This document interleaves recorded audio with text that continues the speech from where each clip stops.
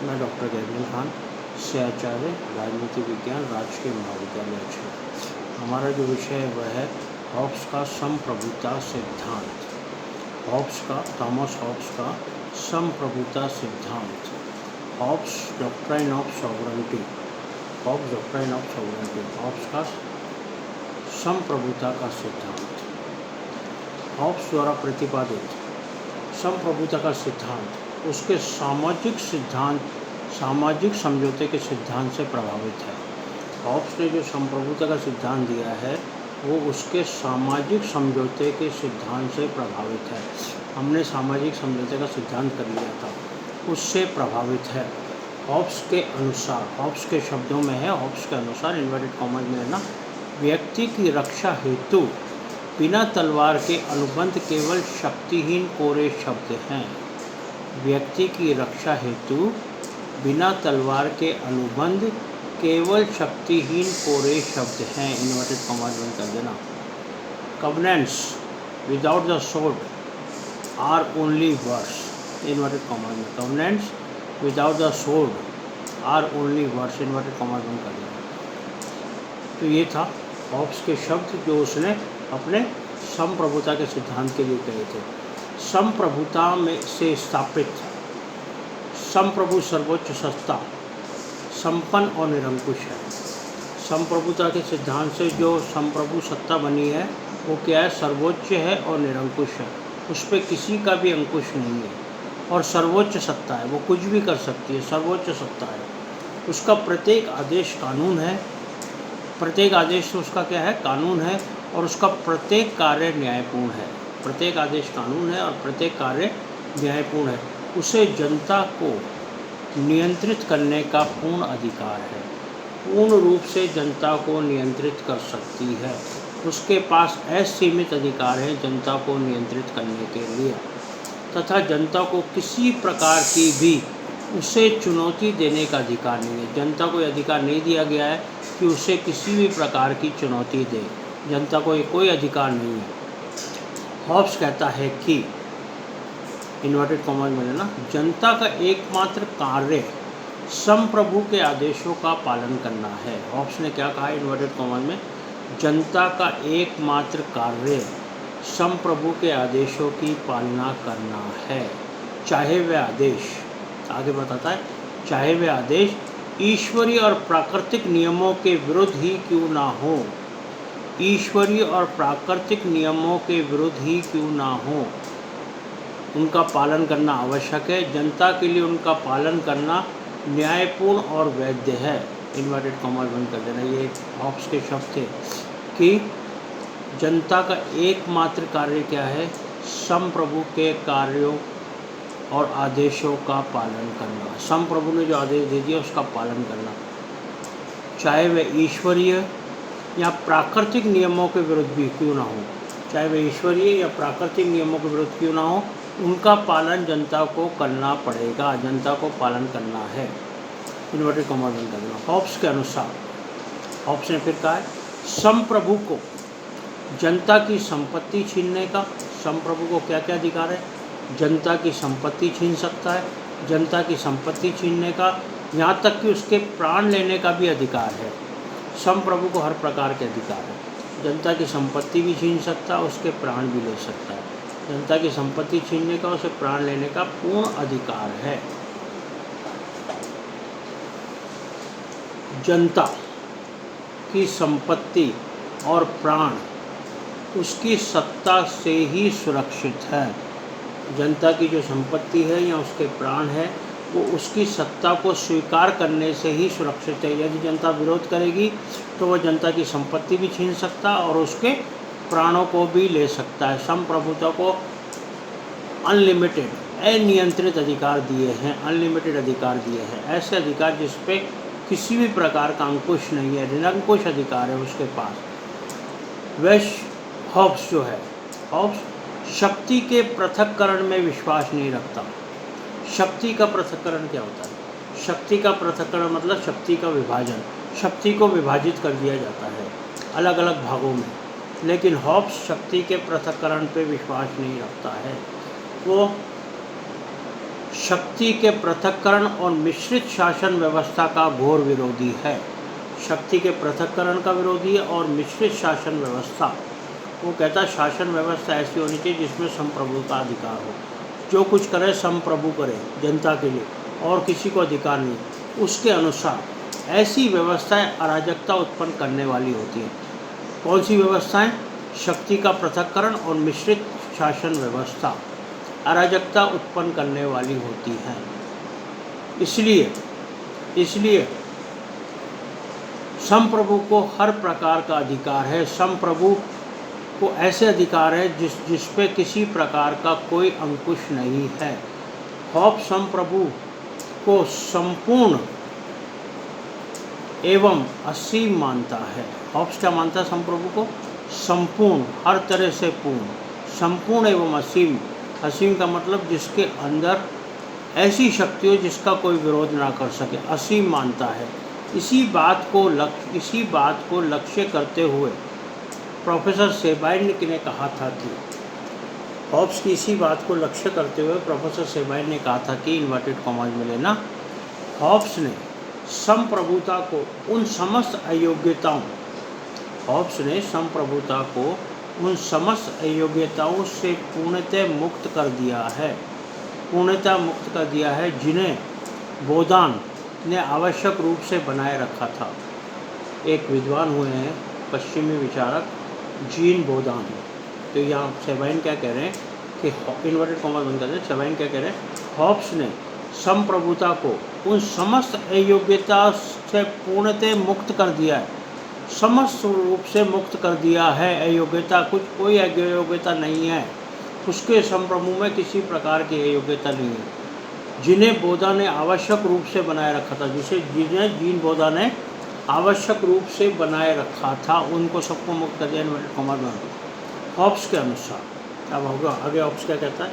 Hobbs के अनुसार संप्रभुता या संप्रभु को निम्नलिखित कार्यों से उसकी असीमित और निरंकुश शक्तियों का परिचय मिलता है।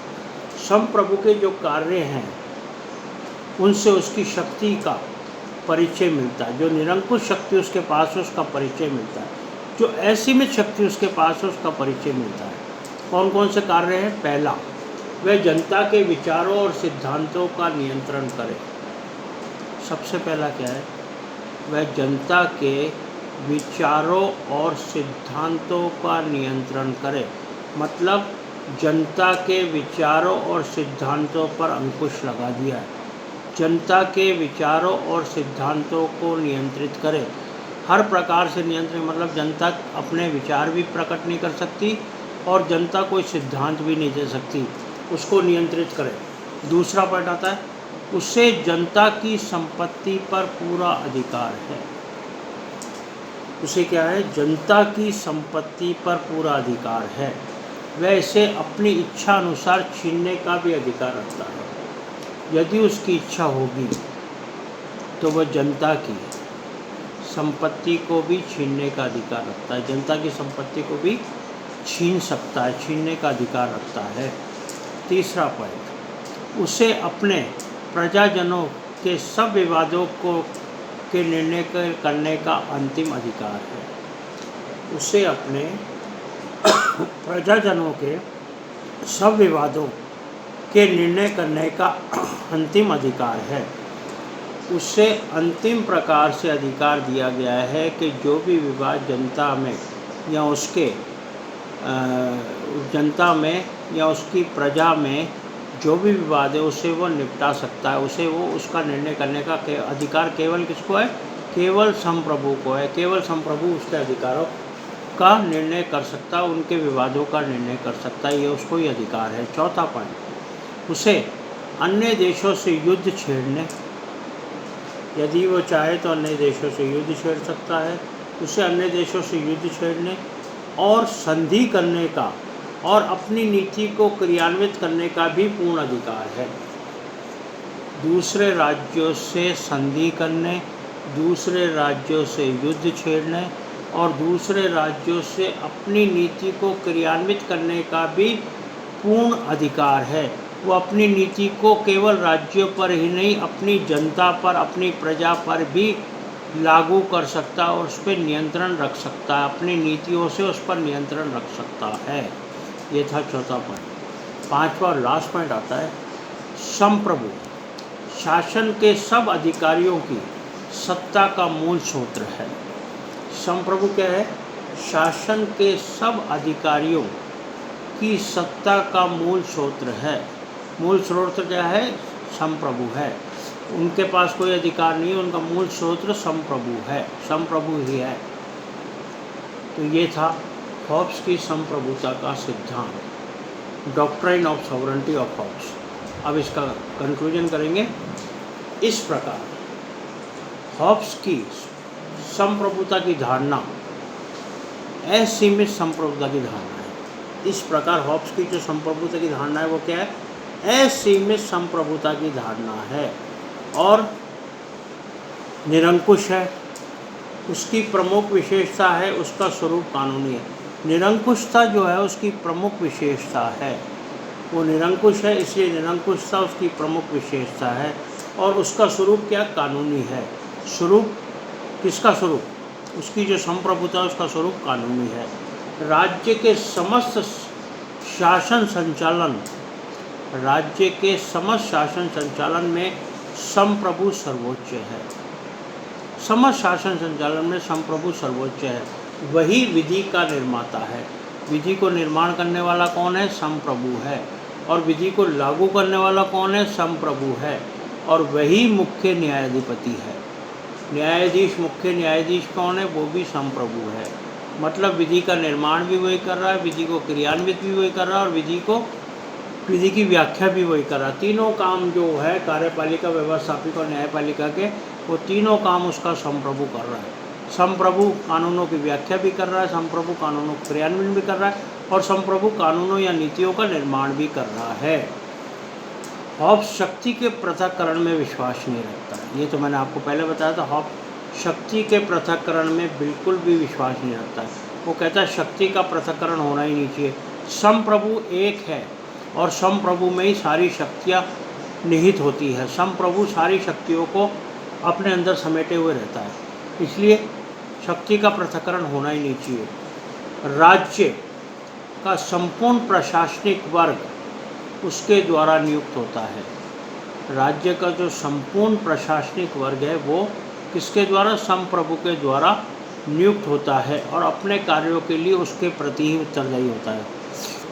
उसके द्वारा नियुक्त होता है और जो कार्य करते हैं उसके लिए उसके प्रति ही उत्तरदायी होता है। अपने कार्यों के लिए भी संप्रभु के प्रति ही उत्तरदायी होता है। वही उन्हें अपने पद से हटा सकता है। संप्रभु ही है जो उन्हें अपने पद से हटा सकता है। यही नहीं, राज्य के द्वारा प्रदान किए जाने वाले सभी सम्मान और उपाधि, राज्य के द्वारा जो सभी सम्मान और उपाधियाँ दी जाती हैं उनका प्रदानकर्ता भी कौन है? संप्रभु ही है। उनको प्रदान करने वाला भी संप्रभु ही है। सभी समस्याओं का अंतिम निर्णय लेने वाला भी संप्रभु है। जितनी भी समस्या है उनका अंतिम निर्णय कौन लेगा? संप्रभु लेगा। उसके पास ये अधिकार है कि वो अंतिम निर्णय प्रस्तुत करे, अंतिम निर्णय ले सभी समस्याओं पे। अतः हॉब्स के संप्रभुता के राज्यों में व्यक्तियों को ना तो अभिव्यक्ति की स्वतंत्रता का अधिकार प्राप्त है, जो हॉब्स का संप्रभु है, जो हॉब्स का संप्रभु उसके राज्य में ना तो व्यक्तियों को स्वतंत्रता का अधिकार प्राप्त है। व्यक्तियों को किसी प्रकार की स्वतंत्रता नहीं है, किसी भी प्रकार की। अब वो अभिव्यक्ति की स्वतंत्रता हो, कोई सी भी स्वतंत्रता हो, किसी प्रकार की स्वतंत्रता प्राप्त नहीं है। अभिव्यक्ति की स्वतंत्रता का जिक्र किया है यहाँ उसके उसमें संदर्भ में। अभिव्यक्ति की स्वतंत्रता प्राप्त नहीं है, ना उसको अधिकार है, ना ही उसकी व्यवस्था है उसमें, ना उसकी व्यवस्था है।